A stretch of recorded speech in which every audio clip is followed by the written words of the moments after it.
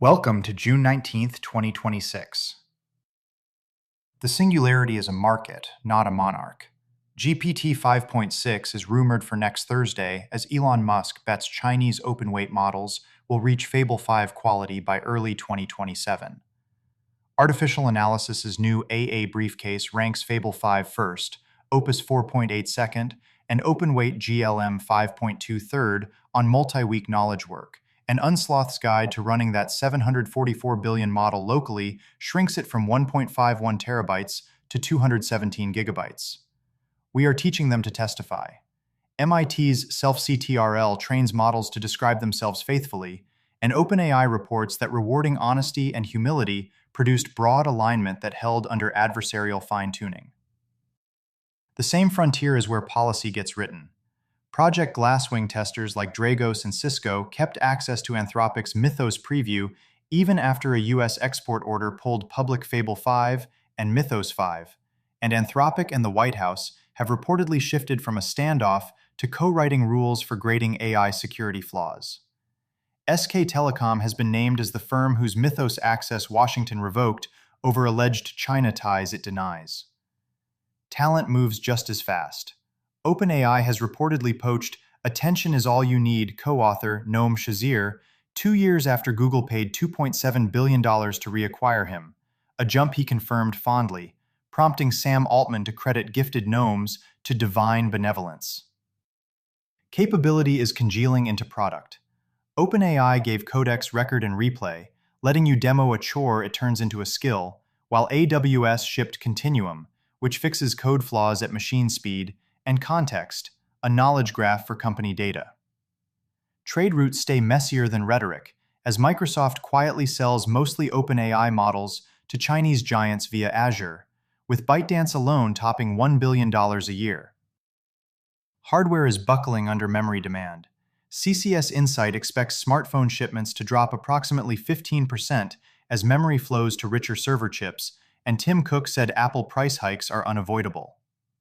Geopolitics leaks into the toolchain, with Washington warning ASML it fears a banned EUV machine reached China, which ASML denies, Amazon in talks to sell Trainium chips into rival data centers, and Intel jumping 10% to a record after the president announced Apple would help build its chips stateside, though unconfirmed. The build-out keeps swallowing power and land. Meta signed for 1.6 gigawatts from Crusoe across Texas and Missouri, even as First Street warned 79% of data center capacity sits in markets exposed to floods, wind, and wildfire. The grid is answering, as Rolls-Royce SMR won a deal for 3 small reactors in Sweden, and Switzerland's lower house voted to lift its nuclear plant ban.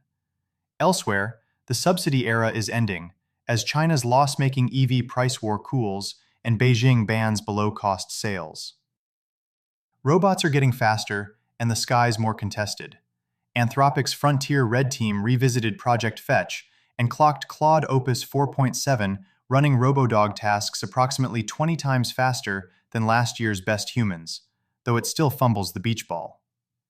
The air is filling with drones, as Beijing bans buying, flying, or even repairing one without approval. Orlando launched the country's first drone as a first responder program, and Ukraine flew its largest strike yet on Moscow, downing 194 and reaching an oil refinery. Medicine is becoming a search problem. In NEJM-AI, researchers ran OpenAI's O3 Deep Research over 376 unsolved rare disease cases, surfacing leads that yielded 18 new diagnoses. Meanwhile, Midjourney pivoted from image generation into healthcare with an ultrasonic CT scanner that images the body in 60 seconds, plus a San Francisco spa where the scan feels like a soak. We are carving mountains and subpoenaing the cosmos. Norway greenlit the world's first full-scale ship tunnel, a 1.7-kilometer cut through rock to bypass a deadly coast.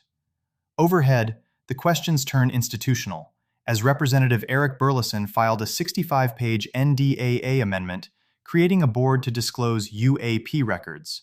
Neil deGrasse Tyson urged officials to skip the files and just show the alien, and Avi Loeb announced Robin Hanson joined the White House UAP Science Council. AI is now labor, capital, and citizen at once. Jeff Bezos predicted AI will cause labor shortages, not redundancy. Optimism awkward beside May's 97,000 layoffs, 40% AI linked. The remedies pull opposite ways, as Bernie Sanders introduced a $7 trillion fund to hand the public half of big AI. California's backers offered to soften a 5% billionaire levy to 2% for Newsom, and Argentina's Javier Milei wrote Yuval Noah Harari, arguing for legal personhood for AI firms. Even exits aim higher, as the NYSE began reserving ticker symbols for startups that think like institutions, not features. Yet sentiment lags adoption, with Pew finding Americans using more chatbots even as their views of AI keep souring. The curve climbs anyway. Better AI in the sky. It can scale twice as high. Take a look. It wrote a book. Recursive Rainbow.